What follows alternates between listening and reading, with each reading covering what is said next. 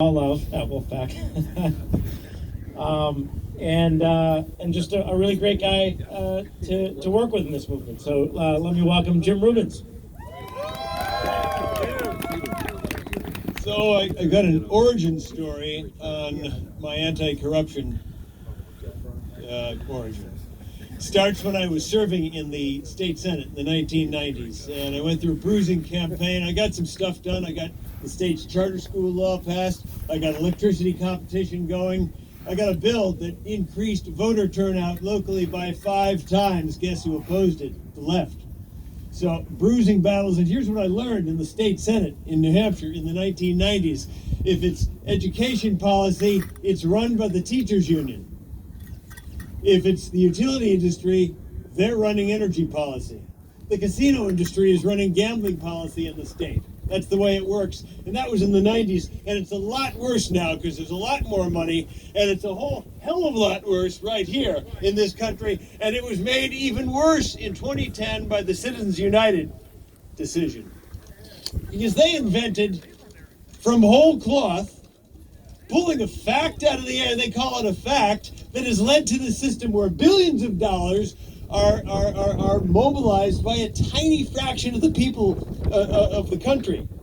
Now I'm going to read you a sentence in this decision. Brazen, pull out of thin air, this is what they're calling fact. Quote, the big money system they created, quote, will not give rise to corruption or the appearance of corruption, and will not cause the electorate to lose faith in our democracy. That's what the court in Citizens United said. They are wrong. They are so egregiously, stunningly, strikingly wrong. And we can tell you, here's how we know this. First of all, corruption, actual corruption. 2 political scientists in Princeton studied about 1,800 issues over 20 years that were decided up here, and they found that moneyed interests, no surprise, had quite a bit of control over the outcome. And the average American citizen had statistically 0 influence on the outcome of 1,800 major national issues. That's actual corruption. Appearance of corruption. Look where we are today. A record historical low 17% of Americans think that this government here in Washington does the right thing for people all or most of the time. 17% of us, historic low.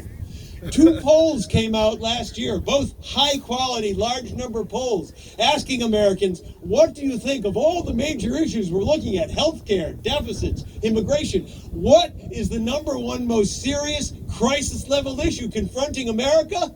It's political corruption. This is what Americans think. Actual corruption, appearance of corruption. So this is why I'm working with American Promise. And American Promise is looking for a pretty simple thing.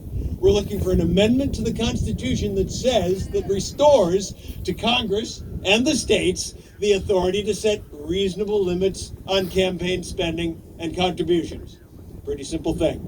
And we're really bullish on this in American Promise for a couple of 3 reasons. Number one, look at the polling on this. 2 out of 3 Republicans back that amendment. 85% of Democrats back that amendment. That's really pretty darn good. 20 states have already said, Congress, get to work. Give us this amendment to send back to the states. 255, that's as of a couple of days ago, members of Congress have signed on to a resolution to make this happen. 255. Here's the hard part. Only 2 of them are Republicans out of the 255. So what is the source of this gaping disconnect between Republican voters, again, 2 out of 3 of them want the amendment, and Congress here? So John Pudner already talked a little bit about one reason. Republicans used to be better at this game, this dark money game, this super PAC game, than Democrats. Not starting in 2018. That's all over.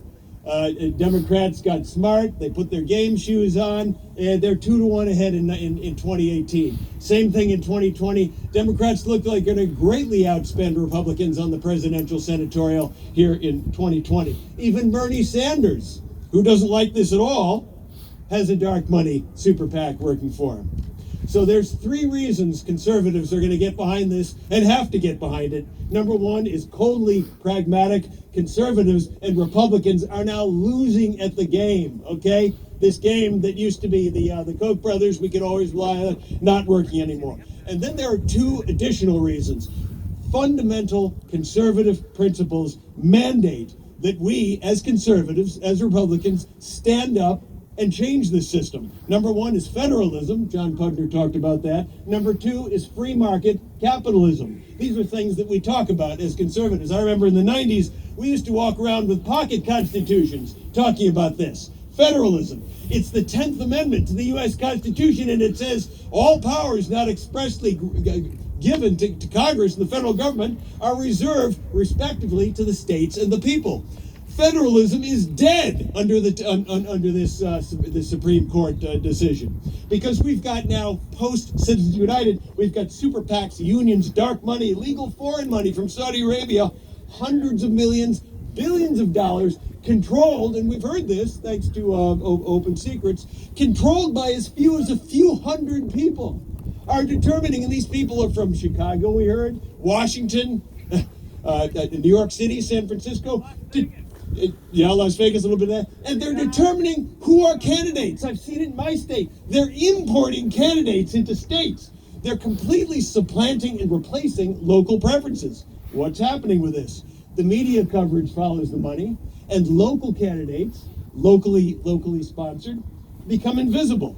Debate is narrowed. Issues and positions get selected that are outside voter priorities, and campaigns all over the country, instead of being state-level campaigns, are becoming nationalized. I ran for the U.S. Senate 2016, 3 people. $132 million were spent for one Senate seat. The Democrat won. $132 million. It was decided by 1,700 votes. That's $100 for every man, woman, and child in the state of New Hampshire. And 95% of the money came from out of state. This is the 10th Amendment we're talking about here. It's gone. And I remember back when I was in college, and this is a joke, I got to be careful, and you've warned me about this kind of joke, but you used to hear about the Bilderberg conspiracy theory, right? 100 people in somewhere in a secret place in Switzerland would get together and decide how to divide up power and money all over the world, right? You ever heard of the Bilderberg conspiracy? Okay, well now there's one guy, and he's a good guy. I don't have any problem with him. His name is Mike Bloomberg, and he's going to spend $1 billion in the 2020 campaign. And maybe he's a good guy, but the conspiracy is real, and it's conceivable. It's realistically conceivable that Mike Bloomberg himself could determine which party controls the corner office and the United States Senate, a single person. The founders of this country warned us about this problem of concentrated power. That's the reason we have the 10th Amendment. It's completely antithetical. This flood of out-of-state money is eclipsing the federalism, our strongest protection against the tyranny that history shows grows in the dark swamps of concentrated power. Capitalism, I'll be brief on this.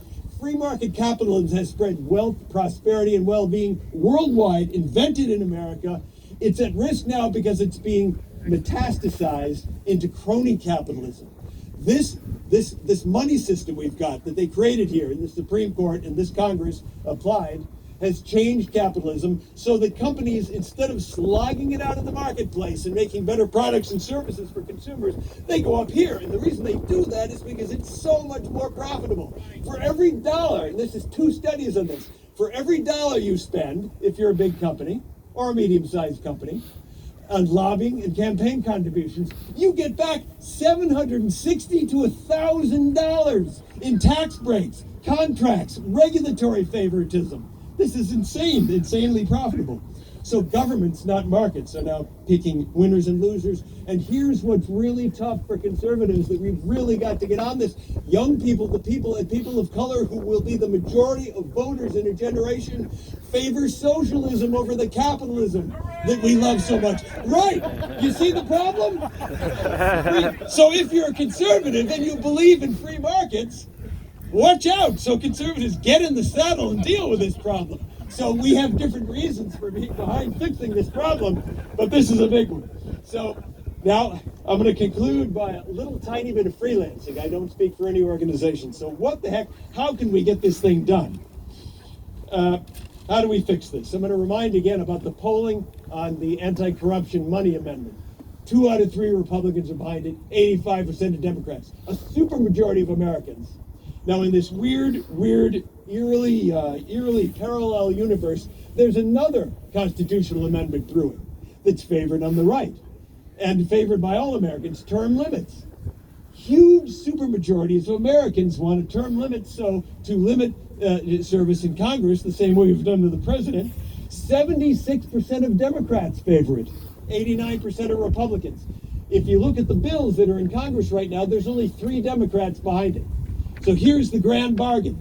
I propose that the folks up here, because both of these amendments, I hate to say it, they're going nowhere because they're so freaking hyper-partisan. Put them both in one resolution, build up support on both sides, make the grand bargain, and launch it with an equal number of Democrats and Republican co-sponsors in large numbers, and the breakthrough bipartisanship to get these 2 hugely popular structural reforms done will be the most popular move that we've seen in years in this country, and will restore faith in our democracy and help heal our divided republic. Thank you. Yeah.